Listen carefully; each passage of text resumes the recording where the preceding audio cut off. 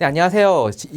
제가 이번 이제 봄학기에 강의하게 될 금융경제학에 대해서 이제 이번 강의 동영상을 통해 가지고 여러분들한테 이제 홍보 및 소개를 하게 되었습니다. 우선 저희 소개를 간단하게 해드리면은 이제 인천대학교 글로벌 전경대학의 무역학부 김준식 교수라고 하고요.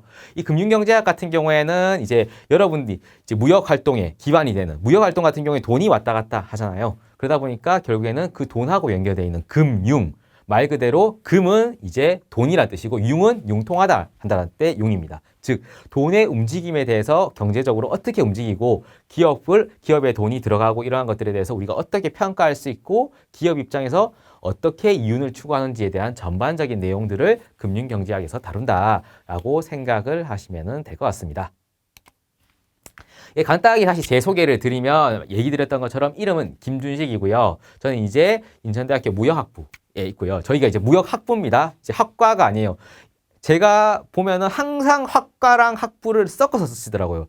저희는 학부입니다. 예, 물론 다 세부 전공은 아직 없지만은 학부라고 생각을 하시면 되겠고, 예, 이메일 주소는 여기 보여드린 바와 같이 있고요. 예, 그래서 저는 포항에서 이제 과학고등학교를 나왔고요. 그리고 카이스트에서 수학과 를 이제 학부에 공부를 했고요.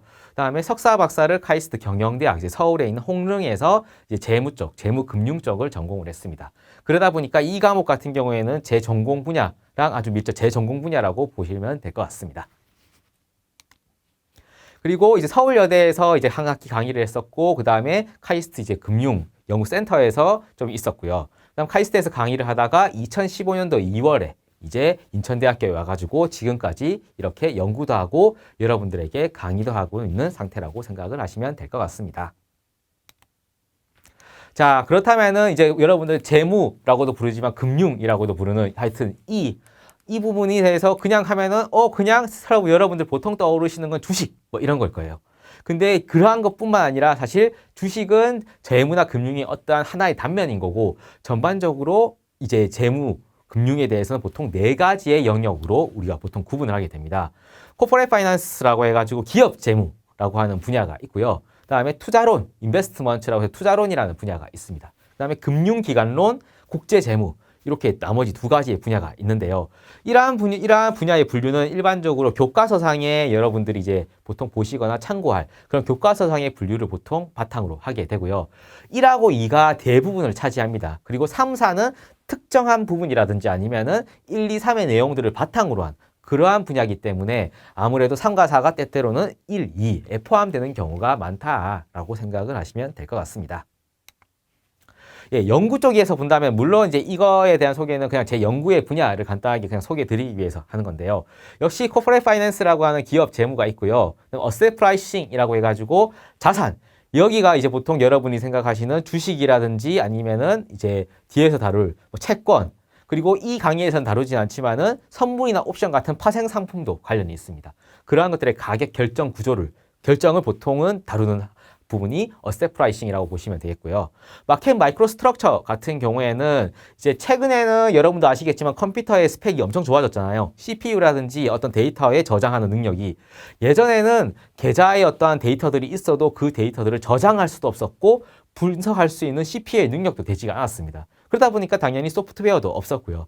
하지만 최근에 여러분도 알다시피 빅데이터라고 해서 아주 많은 정량적인 데이터를 다룰 수 있는 이제 하드웨어인 컴퓨터의 스펙도 좋아졌고 소프트웨어, 코딩도 파이썬이나 C 이런 것들을 바탕으로 해가지고 아무래도 코딩도 가능해지다 보니까 이러한 분야에 대해서도 좀 더 연구가 활발히 이루어진다고 생각하시면 되겠습니다.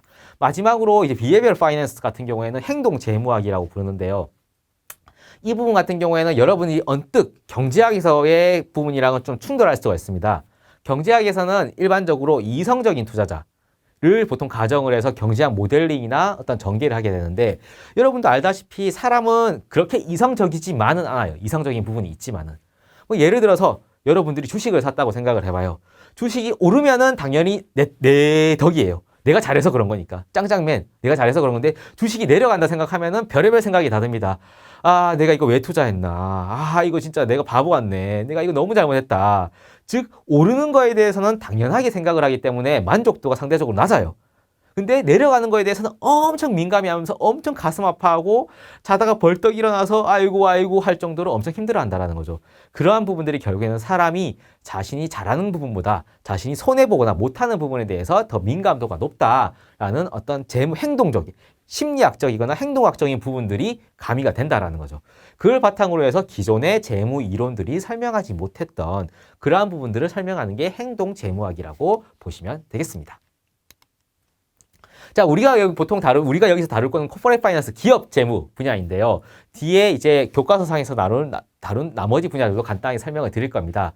그래서 이 수업에서 다루는 거는 나 뭐 파이낸스랑 재무랑 상관없고 금융이랑 상관없을 텐데 라고 하실 수도 있겠지만은 그 모든 분야에서도 기본적으로 쓰이고요. 그리고 다른 경영 분야에서도 적용 또는 응용이 가능한 그러한 기본적인 내용에 대해서 우리가 다룰 겁니다. 그래서 이제 뭐 비즈니스 파이낸스, 이제 경영 재무라는 용어를 사용하기도 하지만은 이제 저희는 이제 코퍼레이트 파이낸스 부분을 그냥 그대로 다룬다라고 생각하시면 되겠고요. 나 다 모르겠다 싶으시면은 그냥 재무, 금융제 아주 기본적인 부분들, 이러한 부분들은 후에 기업에서도 사용할 거고 경제학에서 사용하고 어디든지 사용할 수 있는 그런 전반적인 기본적인 부분들을 다룬다라고 생각을 하시면 좋을 것 같습니다. 예, 그 다음에 아까 교과서상에서 나눈 두 번째 이제 투자론 같은 경우에는 주식, 채권, 선물이나 옵션과 같은 그런 파생상품들의 여러 가지 특성이나 운영 방법들을 다룬다고 생각을 하시면 돼요. 그래서 이러한 가격, 금융상품들의 가격을 어떻게 결정이 되는 거냐. 그 다음에 이거를 내가 선택을 했을 때 위험은 얼마고 보상은 얼마 정도냐. 그 다음 내가 하나에만 몰빵할 수는 없잖아요. 물론 이제 사람에 따라서 그럴 수도 있겠지만 하나에 몰빵을 해서 다 투자했을 경우에는 위험이 크겠죠. 그러니까 내가 적절한 어떠한 수익을 추구하면서 내가 하나는 올라가다도 하나는 내려가는 식으로 해서 상세가 어느 정도 되는 그런 식으로 해서 어떻게 자산군을 다양하게 분배할 것인가, 그런 것들에 대해서 다루는 게 투자론이라고 생각을 하시면 되겠어요. 금융기관론 같은 경우에는 금융 문제를 다루는 어떠한 기업, 회사를 다루는 분야라고 생각을 하시면 됩니다. 여러분들 주변에서 대표적으로 잘 보실 수 있는 게 은행이나 보험사입니다. 그래서 은행 같은 경우에도 뭐 기업 대출 담당자 같은 경우에는 이 기업에 빚을 빌려줄 때는 이자를 얼마 받아야 되고 우리가 이 기업으로부터 원금을 못 받을 확률이 얼마 정도 되니까 어떻게 해야겠구나, 또는 이 기업한테 돈을 빌려줄 때는 어떠한 재무적인 건실성, 튼튼한 부분들을 우리가 포인트로 잡아서 생각을 해야겠구나 라는데 이제 은행 입장에서 집중을 하겠죠. 마찬가지로 이제 보험사 입장에서도 보험사 같은 경우에는 어떤 사건이 일어날 확률이 어느 정도 희박하거나 그 사건의 확률을 바탕으로 해가지고 사건이 발생했을 때 거기에 대해서 보상이나 어떤 서비스를 제공하는 그런 기업이라 볼 수가 있는데, 그렇다면은 그 사건이 엄청 빈번하게 발생을 한다. 또는 특정한 사람, 뭐 남성이든 여성이든 아니면은 연령이 많으신 분이나 연령이 낮으신 분들, 이러한 분들에 대해서 그 특정한 사건이 많이 발생한다고 할 경우에는 그분들에 대해서는 당연히 다르게 보험료를 책정해야겠죠. 그러한 부분에 대해서 결국에는 이러한 어떠한 보험이라는 상품에 대해서 보험이라는 상품의 가격을 측정하는데 그러한 정보를 사용한다라는 거죠.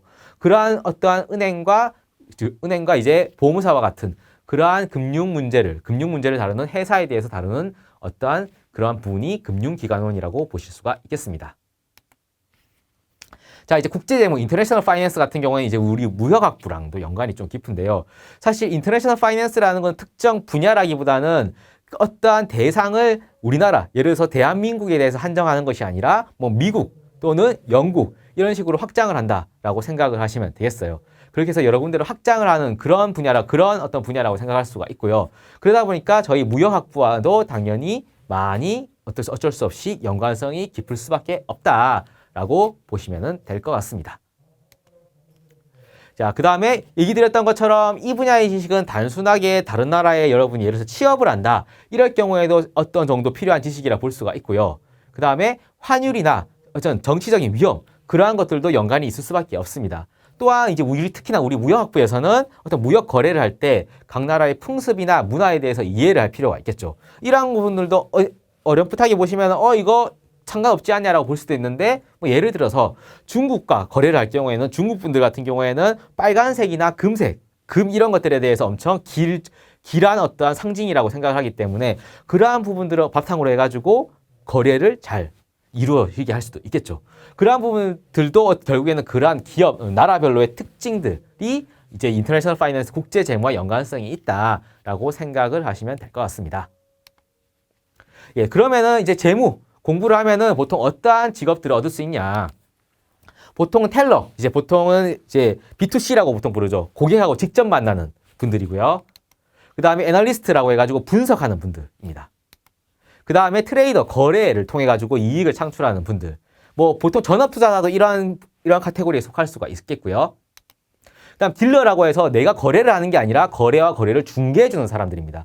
보통 증권사가 이러한 역할을 많이 하겠죠. 그리고 기업의 어떠한 재무 담당자인 CFO도 존재할 수가 있겠죠. 그러면 교수님, 저는 뭐 여기 있는 거 다 상관없이 안 할 건데요. 예, 그러실 수가 있죠. 그런데 이제 우리는 불행히도, 뭐 불행인지 다행인지 모르겠지만, 이러한 직업을 원하지 않아도 결국에는 다른 분야에서 재무의 기초적인 지식들이 활용이 되고 있다는 겁니다. 예를 들어서 여러분이 취업을 하셔서 특정 마케팅 부서에 갔다라고 한다면은 그 마케팅 부서에서 결국에는 어떠한 영수증이라든지 재무적인 부분을 처리할 사람이 필요하다라는 거죠.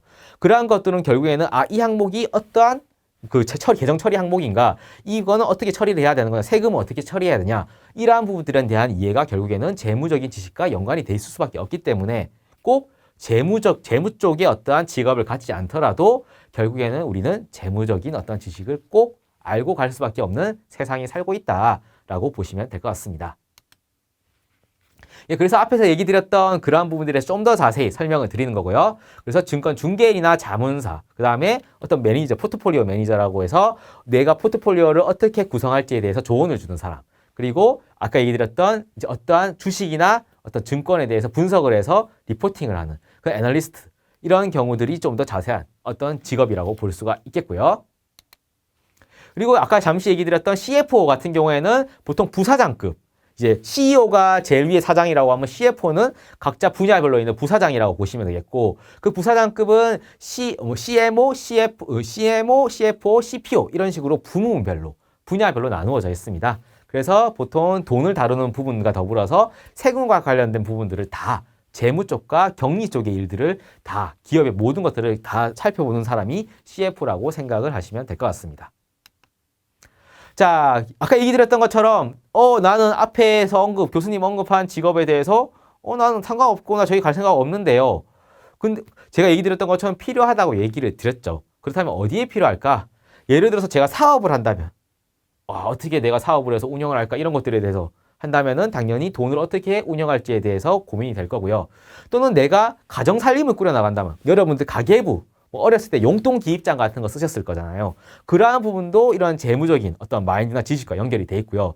또는 내가 직접적으로 사업을 하진 않더라도 금융기관을 통해서 금융자산에 투자를 하실 수도 있을 거고, 아까 얘기 드렸던 마케팅 부서 케이스와 같이 기업 부서에서 부서에 현금 들어오는 거와 현금 나가는 것들을 관리해야 되는 그러한 어떠한 부분을 맡게 된다면 결국에는 재무적인 지식이 필요하실 수밖에 없다라고 보실 수가 있겠습니다. 네, 그리고 아까 특히나 처음에 얘기 드렸던 사업 부분에 대해서 고민을 한다면은, 사업을 했을 경우에는 내가 어떻게 기계라든지 또는 어떻게 임대를 해가지고 빌딩이나 어떠한 건물에서 세를 얻어가지고 운영할 것인가라는 부분도 중요할 것이고요. 그리고 그러한 자금을 어떻게 마련할 것이냐, 내가 내 돈만 가지고 할 거냐, 아니면 친구 돈을 빌려서 할 거냐, 아니면 투자를 받을 거냐, 스타트업 같은 경우에는 엔젤 투자자나 이런 사람들을 벤처 캐피탈을 그런 사람들을 통해 가지고 투자를 받게 되죠. 그러한 것들에 대해서 어떻게 충당할 것인가에 대해서도 고민을 할 수밖에 없고요. 그 다음에 기업의 이제 일상적인 재무 활동들, 어떠한 기업이 어떻게 일상적으로 평상시에 돈이 들어오고 나간 것을 관리하는지, 그러한 부분들에 대해서도 고민을 할 수밖에 없을 겁니다. 결국엔 이러한, 여러분이 언뜻 보시면은 그냥 어떻게 하면 된다라고 생각하실 수도 있겠지만은, 그것들을 결정할 수 있는 기반이 필요하다라는 거죠. 그런 기반이 될 수 있는 지식을 결국에는 이 금융경제학에서 어느 정도 여러분이 배우실 수가 있다라고 생각을 하시면 되겠습니다. 예. 그리고 다른 어떠한 분야에도 응용이 가능하다라고 얘기를 드릴 수가 있는데요. 마케팅 같은 경우에는 마케팅 부서의 예산 관리도 있지만은, 우리가 예서 수지를 CF 모델로 썼다. 그럴 경우에는 우리가 수지를 이렇게 쓸 때에 수지한테 주는 출연료 대비해가지고 수지를 고용해서 CF를 찍었을 경우는 얼마만큼 과연 매출이 증가할 것인가, 이미지, 안 보이는 가치는 또 얼마만큼 증가할 것인가, 그러한 것들에 대해서 역시나 고민을 할 수가 있고요. 그 다음에 회계 같은 경우에도 금융상품이나 이러한 것들을 어떻게 회계, 가계부에다 넣을지에 대해서도 재무적 지식이 필요합니다. 그리고 직무성과, 기업 내 부서에서도 뭐 예를 들어서 삼성전자 같은 경우에는 반도체 파트랑 뭐 휴대폰 파트가 있을 경우에 반도체 파트에서는 어떻게 그 반도체 파트에서 일하시는 분들의 성과를 측정을 해서 어떻게 하면은 뭐 보너스, PS나 PI를 줄 건가, 마찬가지로 휴대폰 사업부에 대해서는 어떻게 평가를 해서 PS나 PI를 줄 건가, 이러한 부분들, 즉 보상을 줄 건가, 보너스를 줄 건가, 그러한 부분들에 대해서 고민할 때도 역시나 재무적인 지식이 필요하다라는 거죠. 그리고 여러분 개인적으로도 뭐 보통 지금 이제 이 강의를 들으시는 학생분들은 보통 취직을 아직 안 하셨겠지, 안 하시고 준비를 하셔야겠지만은 취직을 했을 경우에 내가 보통 노후에 어떻게 돈을 쓰면서 돈을 모아가지고 어떻게 돈을 운영해가지고 어떻게 노후를 잘 보낼지에 대해서도 고민을 할 수밖에 없다라는 거죠. 그런 부분들에 대해서도 우리가 그런 부분에 대해서 고민을 할 때 역시나 재무적인 지식이 도움이 된다라고 보실 수가 있겠습니다. 예, 그래서 강의는 이렇게 스케줄, 재무관리 소개부터 해서 이제 세금, 뭐 현금 흐름 해서 이렇게 7주차까지 현금 흐름 할인법까지를 바탕으로 해서 중간고사를 치게 되고요. 그리고 이자율, 채권에 대한 부분, 주식에 대한 부분, 그 다음에 기업 내 어떤 프로젝트에 대한 의사결정 부분까지를 다 모아서 기말고사를 보게 됩니다. 16주차인 보강 같은 경우에는 특별한 사정이 있을 경우에 보강을 하게 되고요. 특별한 사정이 없다면 보강을 안 한다고 생각을 하시면 될 것 같습니다. 전체적으로 그래서 제가 이 강의에서 소개해드릴 내용들이 어떻게 연관이 돼 있냐 하면 이렇게 그림을 보시면은 아실 수가 있어요. 그래서 재무관리 소개를 바탕으로 해서 쭉 이어가서 또 나머지랑 어떻게 합쳐지고 최후적으로 자본 투자 의사결정 부분에까지 연결이 됩니다. 그래서 결국 여러분이 중간고사 이전까지의 이해가 안 돼 있으면 기말고사의 범위에 대해서 공부하시는데 엄청 힘이 듭니다. 이게 누적이 됩니다. 시험 범위는 누적이 되지 않더라도 중간고사 이전의 내용에 대한 이해가 없으면은 중간고사 이후에 어떠한 강의 내용에 대해서 이해하시기가 되게 힘들어요. 그렇기 때문에 차근차근 시간이 걸리더라도 꼭 너무 몰아서 강의를 어떻게 공부를 하시거나 강의를 어떻게 몰아서 다 어떻게 하거나 그렇게 하지 마시고 그때그때 조금씩 공부하시는 거를 제가 추천을 드리겠습니다. 그래서 결국에는 이걸 말로 간단하게 저희가 이번 강의에서 배우는 것들에 대해 설명을 드리면은 재무 의사결정이 필요한 어떤 기업에 대한 정보 또는 현재 상태를 나타내는 재무제표, 기업의 성적표, 여러분이 이제 고등학교 때 받았던 성적표, 그 성적표에 대해서 공부를 하고요.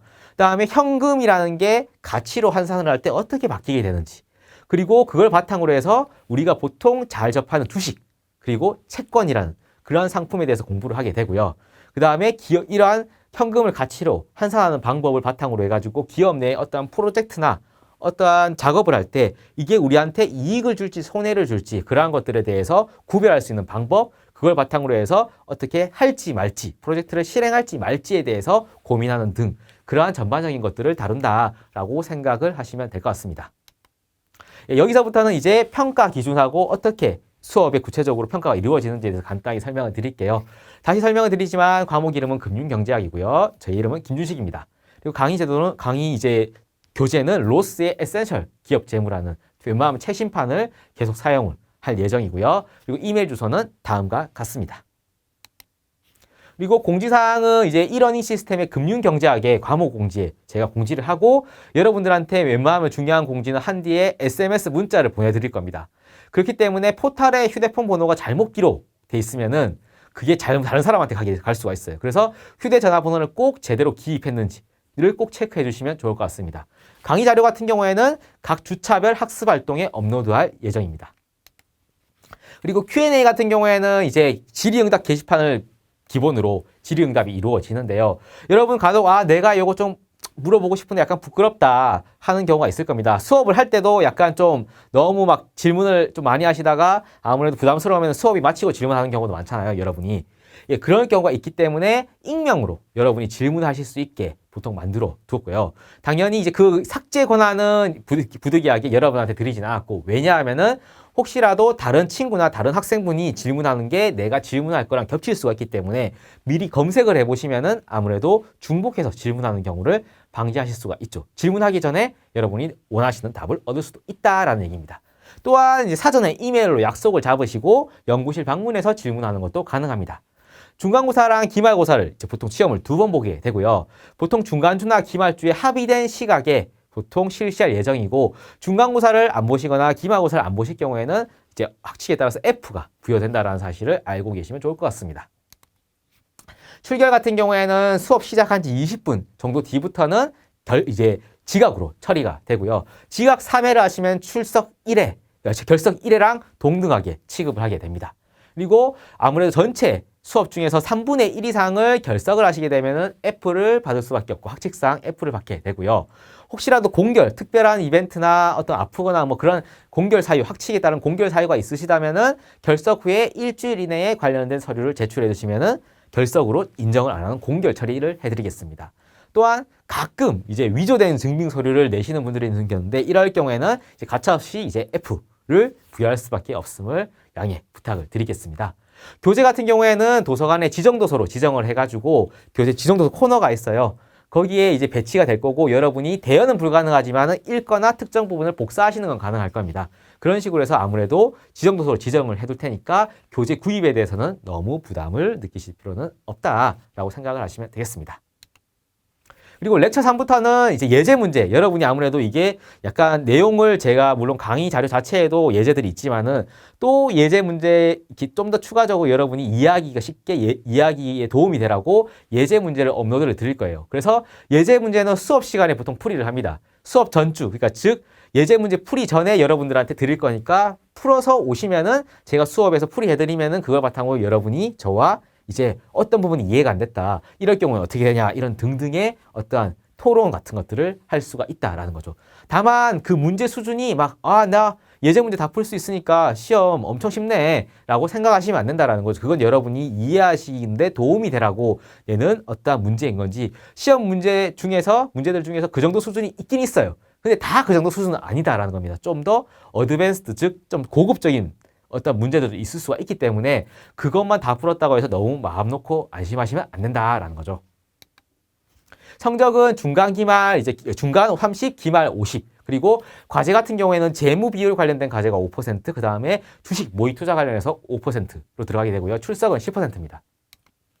그리고 이러한 걸 바탕으로 앞에 얘기드렸던 비중을 바탕으로 해서 100점 만점으로 환산을 해가지고 그걸 바탕으로 해서 학점을 부여하게 되는데 아무래도 이러닝의 성적부에 제가 다 입력을 하다 보니까 이러닝 시스템상 알파벳 학점이 나오는 경우가 있습니다. 그 학점은 제가 최종 학점이 아니니까 질문은 하도 많이 들어옵니다. 그거는 신경 안 쓰셔도 돼요. 그냥 내가 중간 30점 중간고사를 몇 점 맞았구나. 기말고사를 몇 점 맞았구나. 그 다음에 과제를 몇 점 맞았냐가 중요한 거지 알파벳은 중요한 게 아니다라는 것을 알아두시면 좋을 것 같고요. 그 다음에 이러한 중간고사 점수, 기말고사 점수, 과제 점수 등은 이러닝 성적부에 각자 개별적으로 개인 점수를 확인하실 수가 있고요. 전반적인 어떤 시험 관련 공지라든지 시험 점수 전반적인 내용은 이러닝의 과목 공지 게시판에 공지를 하게 됩니다. 그리고 시험지 어떤 정정 같은 경우에는 채점 실수, 저도 이제 사람이니까 채점을 잘못하는 경우가 있는데 그 채점 실수에 따른 부분에 대해서는 정정할 수가 있고 그거에 따라서는 학점 변경도 가능합니다. 그렇게 이제 이 신청을 받고 나서 100점 만점으로 환산을 한 점수를 바탕으로 해서 그 각각의 점수들은 여러분의 성적부에 입력을 해드릴 거고요. 그리고 점수들만 다 모아서 누가 몇 점 받았는지 전혀 모르게 점수들만 다 모아서 엑셀 파일로 공지에 올려드릴 거예요. 그러면 내 점수 알고 있고 전체 점수 숫자, 점수 몇 점인지 다 알고 있으니까 내가 몇 등인지를 여러분이 파악하실 수가 있을 겁니다. 그래서 스스로 몇 등 정도니까 내가 학점이 얼마 정도 나오겠구나라는 것을 여러분이 판단하실 수 있게 해드릴 겁니다. 그리고 앞에 얘기 드렸던 것처럼 채점 실수라든지 어떠한 그러한 문제들에 대해서는 어떠한 정정이 가능하지만은 각자 이제 학생별로 저도 다 어떻게 사정을 고려해드리고 싶지만은 형평성 문제도 있고 김영란법 때문에 아무래도 개인적인 사정들을 다 고려해드리지 못함을 좀 양해를 부탁을 드리면 좋을 것 같습니다. 네. 이상으로 이제 금융경제학, 이제 전반적인 강의 내용, 그리고 어떻게 평가를 하는지, 어떠한 것들을 우리가 다루는지, 이걸 어디다 써먹는지 등 그러한 부분들에 대해서 이제 설명을 드렸고요. 이 동영상이 여러분이 이제 금융경제학 과목을 수강하시기 전에 내가 이걸 수강하면 어떠한 걸 배우겠다라는 등의 정보를 취득하는 데 좀 도움이 되셨으면 좋을 것 같습니다. 이상으로 이제 영상을 마치도록 하겠습니다. 감사합니다.